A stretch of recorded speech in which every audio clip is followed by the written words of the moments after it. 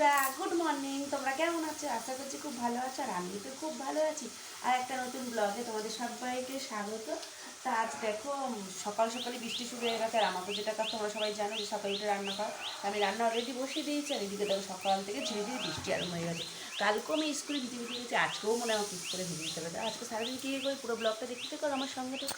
সকাল থেকে ঝিরি ঝিরি বৃষ্টিটা শুরু হয়ে গেছে, কন্টিনিউ কদিন চলছে বৃষ্টিটা, জানি না যে কবে থামবে। একটু রোদ হচ্ছে না, জামা কাপড়গুলো রোদে না শুকালে যেন মনে হচ্ছে যেন কীরকম গন্ধ, গুমো গুমো গন্ধ মনে এরকম হয়ে যাচ্ছে জামা কাপড়গুলো। দেখো বন্ধুরা সকাল থেকে ঝিরি ঝিরি বৃষ্টি শুরু।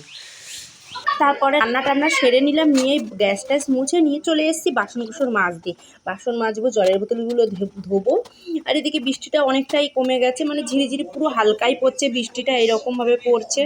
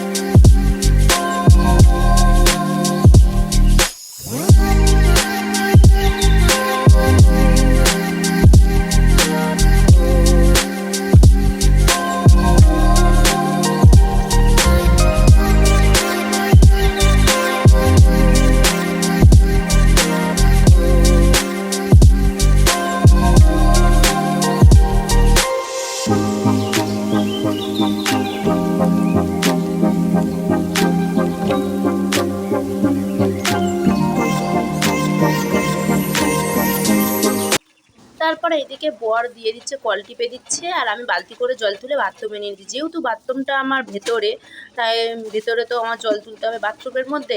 সেই জন্য এখন বর কল টিপে দিলে আমাকে আমার জলটা তুলে নিতে তাড়াতাড়ি খুব সুবিধে হয়। নইলে কল টিপে নিজে নিজে জল টিপতে অনেক কষ্টটা হয়। সেই জন্য আমি বর টিপে দেয় জলটা, আমি তুলে নিই বাথরুমের মধ্যে।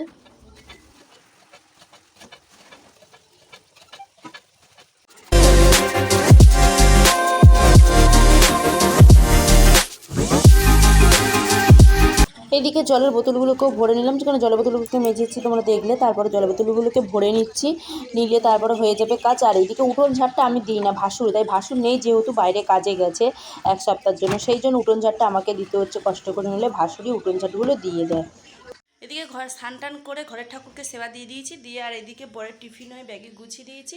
আর এদিকে বর খাবে, খেয়ে কাজে বেরিয়ে যাবে, তারপরে আমি স্কুলের জন্য বেরোবো। তা আজকে সারাদিন কী কী করি পুরো ব্লগটা দেখতে থেকো। এদিকে আমি স্কুল যাবো বলে জামা টামা পরে নিয়েছি, আর সকালে আমার ব্রেকফাস্টটাকে বলুন আলু ভাজা দিয়ে মুড়ি মাখিয়েছি, আলু ভাজা তেল দিয়ে মুড়ি মাখিয়েছি।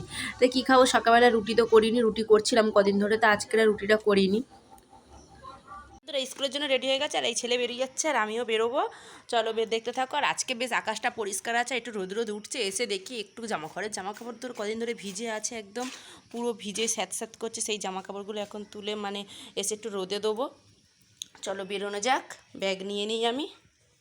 ছেলেকে স্কুলে ঢুকিয়ে বান্ধবীরা মিলে দাঁড়িয়ে আছি, কারণ একটা বান্ধবী গেছে ব্যাংকে, বললো আমার ব্যাংকে একটু দরকার আছে, তোরা দাঁড়া। তা আমি আর ও দাঁড়িয়ে আছি, দাঁড়িয়ে এখন গল্প করছি। দরকার আছে বলে ওর সঙ্গে ব্যাংক থেকে ঘুরে এসে খেয়ে দিয়ে ঘুম থেকে উঠলাম। ঘুম থেকে উঠে ছেলেকে স্কুল থেকে নিয়ে চলে এসেছি, নিয়ে এসে তারপর বিকেলে ক্যারাটে ক্লাস যাব, জামা পরে রেডি হয়ে গেছি।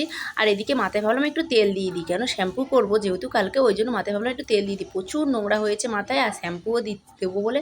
তাই আর কত চুল ওঠে দেখো বন্ধুরা, আমার মাথা থেকে এত চুল ওঠে, মাথায় হাত দিলেই চুল উঠে আসছে, এইরকম অবস্থা হয়ে গেছে মাথায়, পুরো টাক বেরিয়ে। সামনেটা দেখে তো তোমরা বুঝতেই পারো, সামনেটায় অনেকটাই চুলটা উঠে গেছে।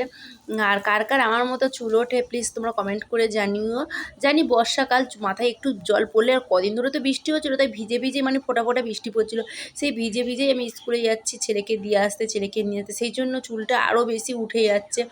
জানি না কতদূর কী হবে, দুদিন পর দেখবো হয়তো পুরো টাগি হয়ে গেলাম, তাই না বলো বন্ধুরা? এতই যদি পরিমাণে চুল ওঠে,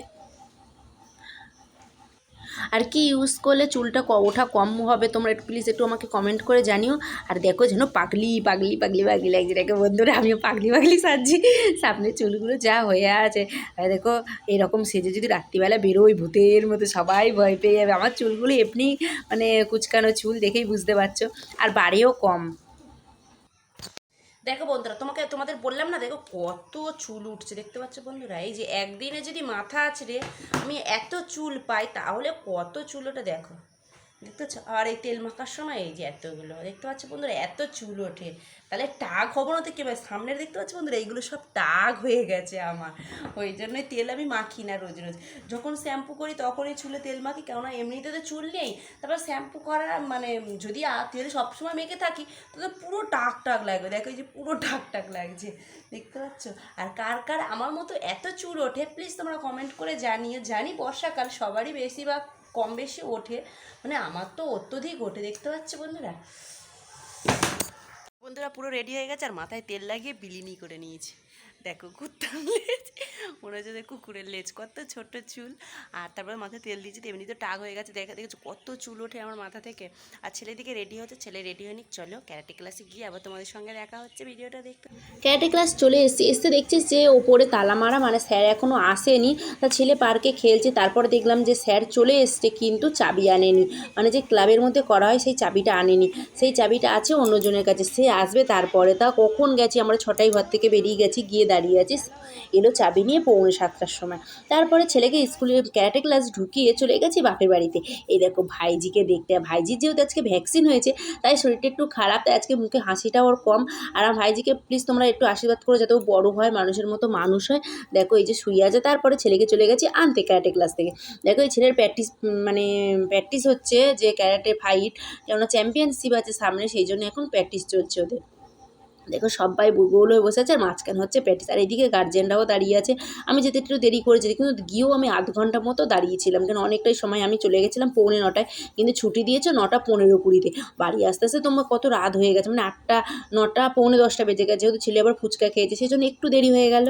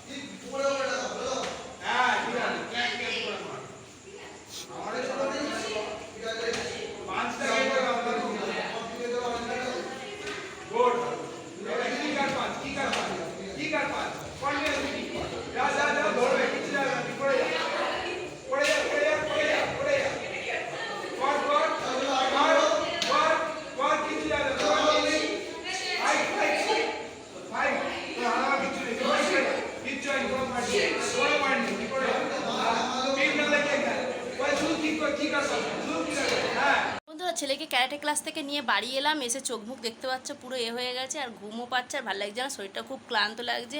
কিন্তু একটু ভাত করতে হবে, রুটিটা করে নিয়েছি, ছেলের জন্য একটু ভাত করব শুধু।